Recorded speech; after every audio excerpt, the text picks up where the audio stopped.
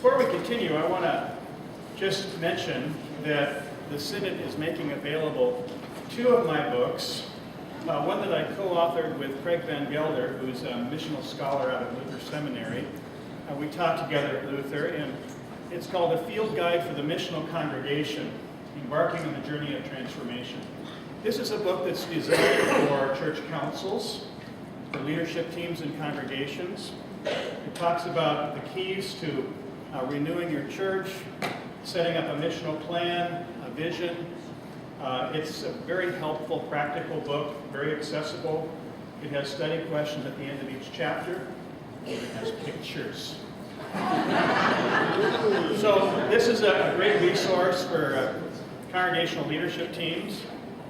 Another book that I'll be sharing more about in our third session is called Go Make Disciples, An Invitation to Baptismal Living. And this is a book that I was privileged to write along with a number of other authors, ELCA and our full communion partners, and to help edit. It's a book that is about adult faith formation. Go Make Disciples. Another great resource for your congregations. These are in the back near the registration table. Any checks or cash should be given to Ida at the registration table. She'd be happy to take your money. And if you want to hunt me down, I'd be happy to sign either or both books. So happy to do that. I like this cartoon. The pastor standing at the door of the church calling to a passerby to come inside. The person on the street responds, "No, you come out."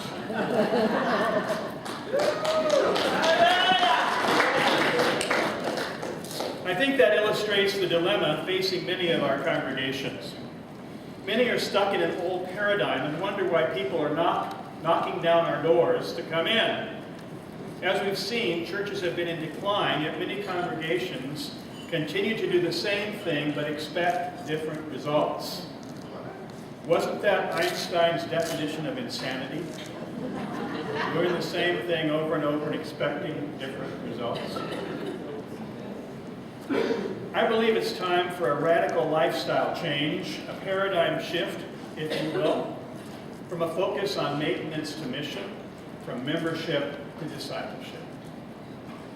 In his book, Growing an Engaged Church, Albert Wiseman suggests that many congregations go through the motions of doing church rather than being church. That is, building a community of dedicated and energized members who are growing spiritually and reaching out in service to the world. The difference, he says, between failing churches and flourishing churches is that the latter have a high percentage of engaged members who take discipleship seriously.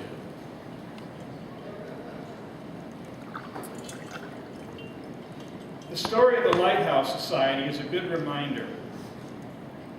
There's a stretch of rugged coastline in northern Maine where ships were constantly wrecked on the rocks and lives were lost. A local group of concerned citizens formed the Lighthouse Society. They built a lighthouse in that treacherous coastline. Their mission was to keep the lamp burning brightly so that ships would be warned and no more lives or cargo claimed by the treacherous seas.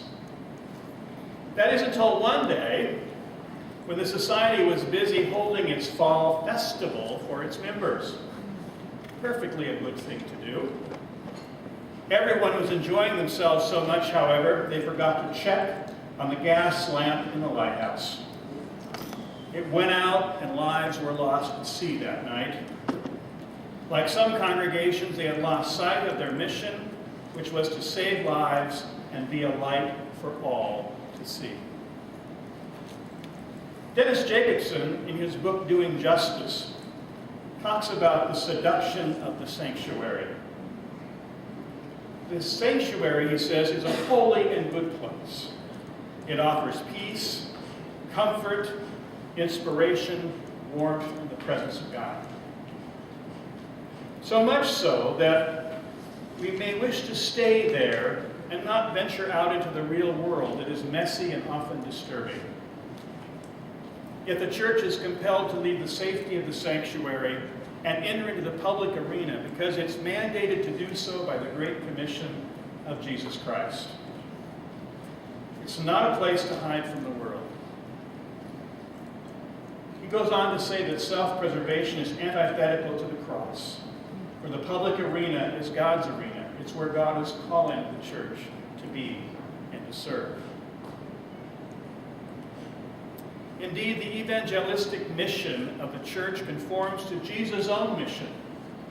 The Spirit of the Lord who anointed Jesus to bring good news to the poor, to proclaim the release of captives and recovery of sight to the blind, to let the oppressed go free, that same Spirit sends the church into the public arena to do the same mission as our Lord. Churches and leaders need to wake up before it's too late. We must start being in mission rather than simply maintenance. We need to realize the church is the only organization that exists for reasons other than its own self-preservation. I like this quote by Pope Francis. He says, "I prefer a church which is bruised, hurting, and dirty because it has been out on the streets, rather than a church which is unhealthy from being confined and from clinging to its own security." Congregations must stop focusing on simply preserving the institution and get back to the basics found in the book of Acts, to rediscover what it means to be a church in mission. The old ways of doing things aren't working anymore. The ultimate goal of the congregation is to be a community of faithful disciples who are ready, willing, and able to respond to God's call today. You can see the choice. Is it maintenance, where we simply are a church-going insider and our focus is inward? Is it missional, where we're a gospel-carrying outsider and our focus is out in the world? Or is the choice that simple? We need to wrestle with that as congregations. One of the untold stories of servanthood is the witness of St. Paul's Episcopal Church, located at Ground Zero in New York City. A couple of years ago, my wife and I visited that church. It's an amazing congregation that has been engaged in ministry for over 200 years. In fact, it was the site of President Washington's first inauguration. On September 11th, 2001, when the World Trade Towers collapsed and there was damage to all the surrounding buildings, windows were blown out, walls crumpled, structures damaged within a 10-block radius, all except St. Paul. Right across the street, not even one stained glass window was cracked. For you see, God had a purpose for this church in time of tragedy. It was to show an unwavering spirit by bringing hope and healing at Ground Zero. I love this slide. This is from you guys, those of you from Oklahoma. It was sent to the first responders who used that church as a place of refuge and respite. To New York City and to all the rescuers, keep your spirits up. Oklahoma loves you.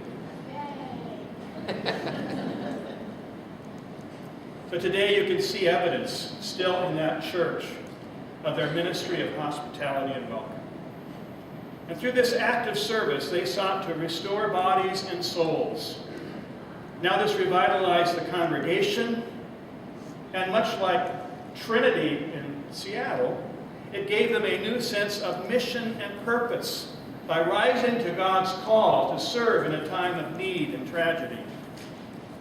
Before 9/11, it was like looking in a mirror and seeing distorted images, uncertain about their future in the city. But now they see clearly where God has led them into a new century of service and discipleship. And just as a new tower has been built So the people of St. Paul are rising to the challenge of being God's servant church in New York City. For today they welcome thousands of pilgrims a day who come to pray and to remember. I'm going to skip ahead for just a minute because my slide got out of order. There we go. There are two bodies of water in Israel. One is the Dead Sea, so called because there's no outlet for the water it receives.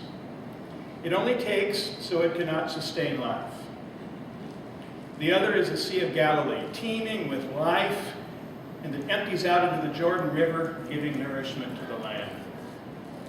As a church, we are called to exemplify the latter, to give ourselves away in love for the sake of Jesus and the world. To remember that as a community of faith, we exist not just for ourselves, but for the sake of others, for all whom Jesus came to save. So we are called to be a church of disciples, reaching out to bring people into God's loving embrace, to make other disciples. Is not God calling us to be transformed into a church that exists not for itself but for others? To adopt a missional or discipleship model? To be a servant church? One that reaches out to welcome the stranger, the newcomer, the unchurched. Here are 10 examples of what that kind of church might look like. In measuring effectiveness, a maintenance congregation often asks, how many pastoral visits are being made? The missional congregation asks, how many disciples are being made? When considering some form of change, the maintenance congregation says, if this proves upsetting to any of our members, we better not do it. Sounds familiar. The mission congregation says, if it will help us reach someone on the outside, we'll take the risk. When thinking about change, the majority of members in maintenance congregations ask, how will this affect me? The majority of members in a mission congregation ask, will this increase our ability to reach others for Christ? When thinking of its vision for ministry, a maintenance church says, we have to be faithful to our past. The mission church says, we also have to be faithful to our future, to where God is leading us. The maintenance congregation, the pastor says to the newcomer, I'd like to introduce you to our members. In a mission church, members bring in new people and say, I'd like to introduce you to our pastor.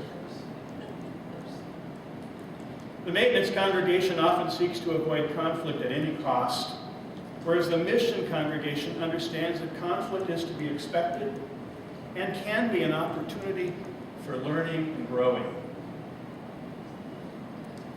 The maintenance congregation is often preoccupied with tending to the congregation's institutional needs, tending to its committee structures and organizations.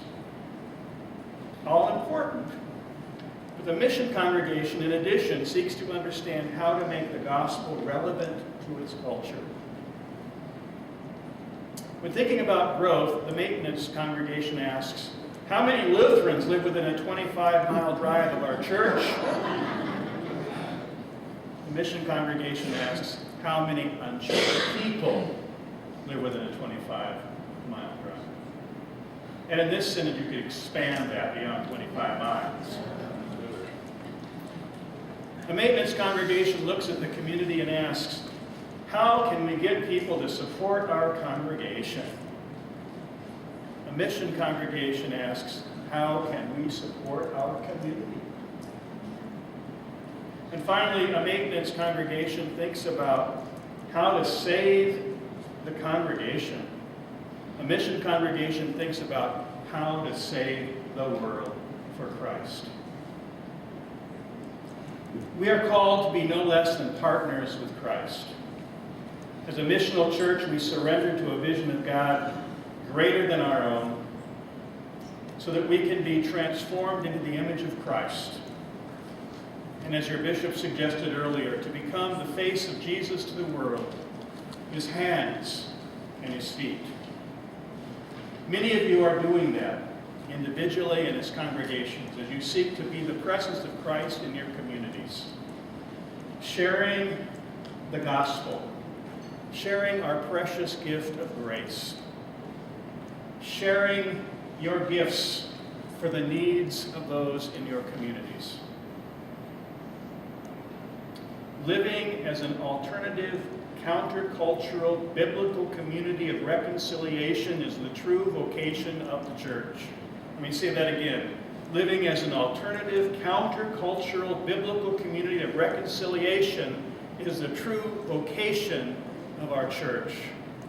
Recovering our missional soul may mean stop doing some of the things we think of as church and starting new ones, as God opens doors for our congregations. We must discover and imagine what it means to be a church today in our particular neighborhood and context. Not what was our mission 25 or 50 or 75 years ago, but what is it today? Where is God calling us to serve? Where can we give ourselves away for the sake of the gospel? Gary Nelson, in his book Borderland Churches, puts it this way: the church is a gathered community of believers living as a colony of faithful disciples.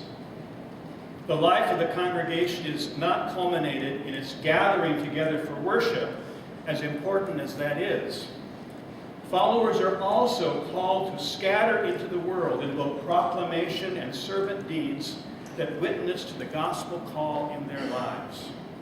Word and deed, gathered and scattered, the church is a community of disciples living out a distinctive and special purpose. May it be so among us. Thanks be to God.